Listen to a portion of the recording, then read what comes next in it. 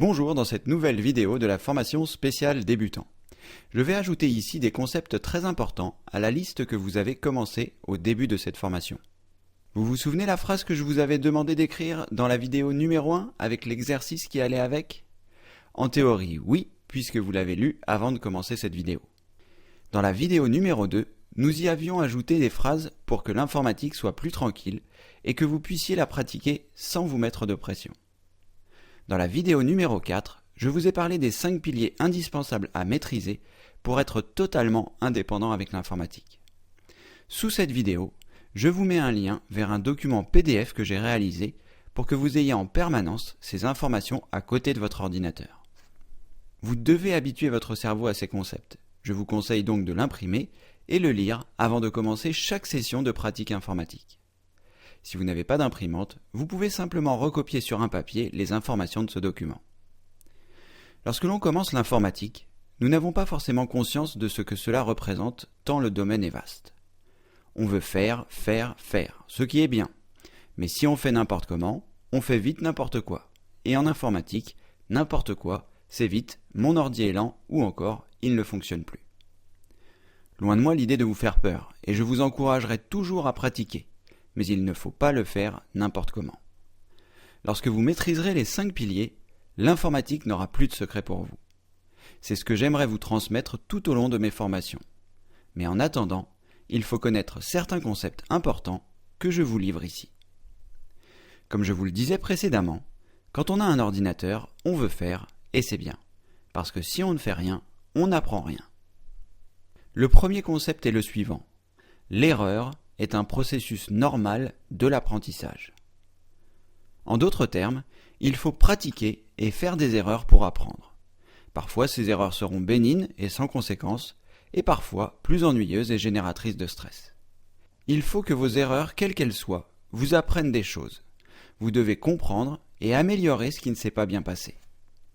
Je fais en permanence des erreurs sur mon ordinateur lorsque je souhaite apprendre de nouvelles choses, et tant mieux, car c'est comme cela que je comprends et que j'apprends, et ce que je pensais être mes grandes erreurs, avec le temps, ces mêmes maladresses deviennent mes petites erreurs. Sur le moment, c'est dur, mais à force de faire et de refaire, c'est finalement comme cela que les informations rentrent et qu'elles sont analysées et traitées par mon cerveau. Sans vraiment m'en apercevoir si je n'y prête pas attention, j'apprends. Parce que oui, nous avons tendance à regarder devant et de voir tout ce qui nous reste à apprendre ou à faire, mais on oublie trop souvent de regarder en arrière et de voir tout ce que l'on a déjà accompli. C'est le cas de mon site internet par exemple. Quand je vois tout ce qu'il me reste à faire, je me dis que c'est impossible et que je n'y arriverai jamais. Puis, quand je regarde tout ce que j'ai déjà fait, finalement, c'est incroyable et superbe, et même si la route est encore longue, j'ai déjà parcouru tant de chemins que je ne peux m'arrêter là. Il en sera de même pour vous demain, puis après-demain, puis dans une semaine, un mois, un an, 10 ans. Quel que soit le moment, quand vous douterez, arrêtez-vous un instant, faites une pause, regardez en arrière toutes les petites victoires que vous avez accumulées, tous les obstacles que vous pensiez insurmontables que vous avez déjà franchis. Vous pourrez ainsi reprendre votre chemin vers l'indépendance sereinement. Vous savez vous servir de la souris? Formidable, c'est l'outil indispensable pour avancer. Vous ne savez pas vous servir de la souris? Pas grave, en pratiquant aujourd'hui, vous saurez demain. Chaque jour n'est pas une victoire, mais avec le recul, en fait, si, ça l'est. Pratiquer sans faire d'erreur, cela n'arrive jamais. Si vous ne voulez pas faire d'erreur, ne faites rien. Mais si vous ne pratiquez pas, vous ne saurez jamais faire. Vous savez désormais que les erreurs sont positives. Maintenant que vous savez que vous devez pratiquer, laissez-moi vous guider vers le second concept, la patience. En informatique, elle est reine. Si j'ai pu pratiquer mon métier de dépanneur durant 7 ans de ma vie, c'est grâce à la patience. Vous pouvez faire et dire ce que vous voulez, vous devez être patient. L'informatique sera de toute façon vous le rappeler. Que ce soit quand vous consultez des sites internet, quand vous faites des mises à jour, quand votre ordinateur s'allume ou s'éteint, quand vous souhaitez imprimer, il y aura toujours des temps d'attente. Ne vous en faites pas, ce sont des processus normaux. Lorsque vous effectuez un clic, attendez un moment avant de le faire à nouveau. Pourquoi? Tout simplement parce que parfois, il faut du temps avant que les choses ne s'affichent. Quand vous êtes sur Internet par exemple, vous cliquez sur un lien et il ne se passe rien dans la seconde où vous avez cliqué. Pourquoi? Simplement parce qu'il faut le temps que les informations arrivent sur votre ordinateur pour qu'elles soient affichées. De plus, en fonction du site que vous visitez, du nombre de personnes qui le visitent en même temps que vous, les temps de réaction pourront être différents en fonction du moment où vous les réalisez. Quand vous éteignez ou allumez votre ordinateur, parfois il fait des mises à jour et du coup, vous devez patienter. Tout ceci représente des processus normaux. La plupart du temps, vous devrez patienter, vous verrez que finalement les choses se font. Même si votre premier réflexe est de cliquer à nouveau ou d'éteindre la prise de courant pour que l'ordinateur s'éteigne, pensez à moi et patientez un moment. Si vous avez cliqué sur un lien, patientez 5 ou 10 secondes, et si c'est pour l'arrêt de votre ordinateur, laissez-le tourner et allez vous balader ou manger. Quand vous reviendrez, il sera normalement éteint et vous remerciera de ne pas l'avoir coupé brusquement. Quand je vous dis qu'il vous remerciera, c'est surtout pour vous que ce sera bien.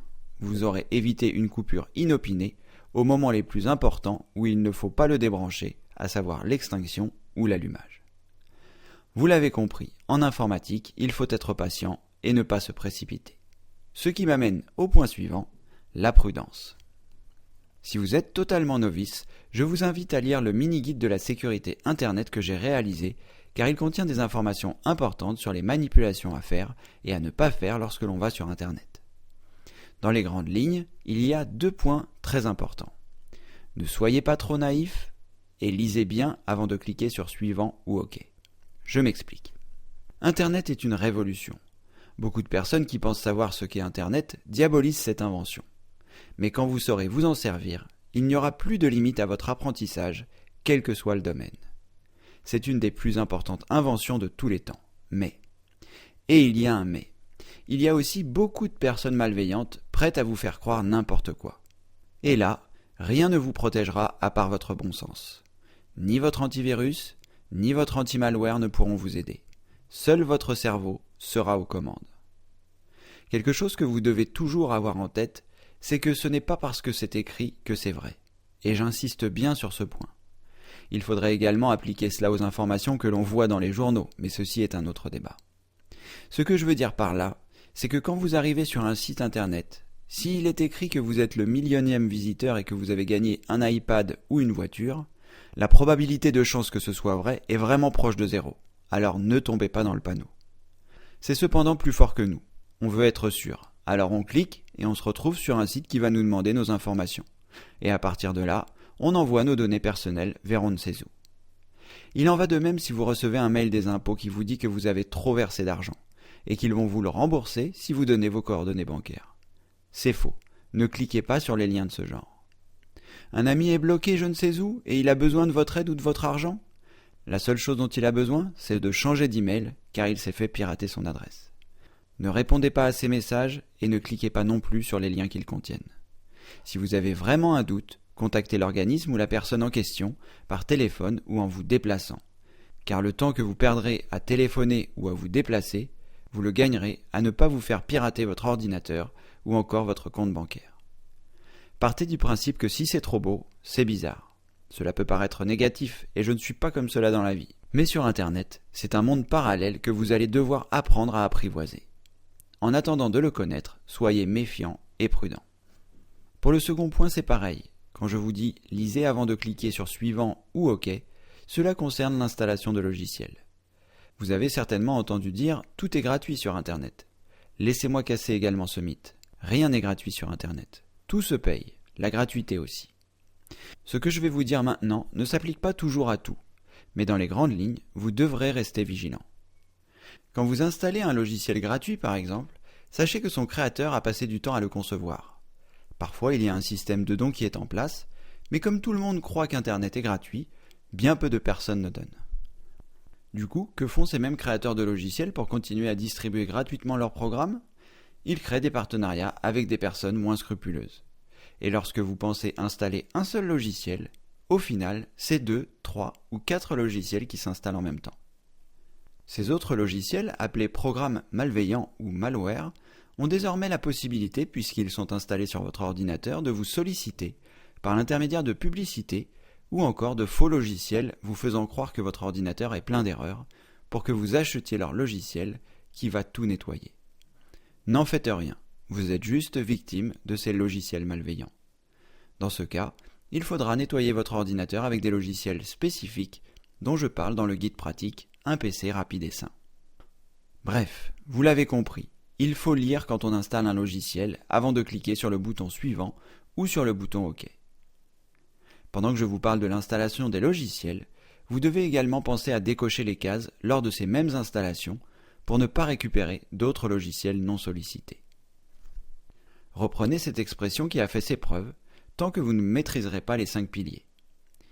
Dans le doute, s'abstenir. Sachez qu'en tant que membre plus, vous avez le forum et la communauté. Nous sommes là pour vous soutenir et répondre à vos questions si vous avez des doutes. Je finirai sur les 3 derniers concepts que je souhaitais évoquer avec vous qui sont l'apprentissage, la pratique et accepter l'inacceptable. Vous l'avez compris, il n'y a pas d'apprentissage sans pratique. Vous devrez donc pratiquer, tester, poser des questions à vos proches ou sur le forum et ainsi parfaire vos connaissances par l'utilisation. Il n'y a qu'à cette condition de la pratique que vous progresserez. Parfois, vous aurez l'impression de ne pas avancer et puis soudain, vous ferez d'énormes progrès. Vous ne devez pas baisser les bras. Vous êtes au bon endroit pour apprendre. Quand j'ai repris le ping-pong, je pensais que mon apprentissage serait linéaire et que je progresserais tout le temps. Mais ça ne se passe pas du tout comme cela. Des fois, j'ai l'impression de très mal jouer, et c'est le cas, et des fois, j'ai l'impression d'être touché par la grâce en réussissant des échanges incroyables. C'est simplement le processus de progression normal. Il ne faut pas se décourager, et il faut persévérer. Vous trouverez toujours ici des personnes prêtes à vous aider dans les moments difficiles. Je finirai par le dernier concept, qui est d'accepter l'inacceptable. Comme je vous l'ai dit dans la vidéo numéro 8 sur le fonctionnement d'un ordinateur, l'informatique est faite d'une quantité extrêmement importante d'interactions. Qu'il s'agisse de la partie matérielle ou logicielle, les fabricants et les éditeurs ont parfois du mal à créer des programmes ou des matériels stables. Il faudra donc, de temps en temps, accepter qu'il y ait des plantages, des bugs comme vous l'avez certainement déjà entendu, et vécu. Dans la plupart des cas, des solutions existent, mais pas toujours. Il faudra être capable de dire « Bon, j'ai fait tout ce qui était en mon pouvoir pour résoudre ce problème. 2 choix s'offrent à moi, soit je demande conseil à une autre personne, ou alors j'accepte l'inacceptable. » Quoi qu'il en soit, vous verrez, l'informatique, si vous la pratiquez suffisamment longtemps, vous apprendra à être philosophe, patient et persévérant. N'oubliez pas de télécharger et d'imprimer le document que j'ai mis à votre disposition sous cette vidéo et pensez à le lire aussi souvent que possible pour vous imprégner de ces concepts. Vous vivrez ainsi l'informatique de façon plus sereine et vous apprendrez de ce fait beaucoup plus vite. Dans la prochaine vidéo, nous attaquons un peu de pratique avec l'allumage et l'extinction de l'ordinateur. Alors, comme le veut la tradition, je vous dis à bientôt pour une prochaine vidéo.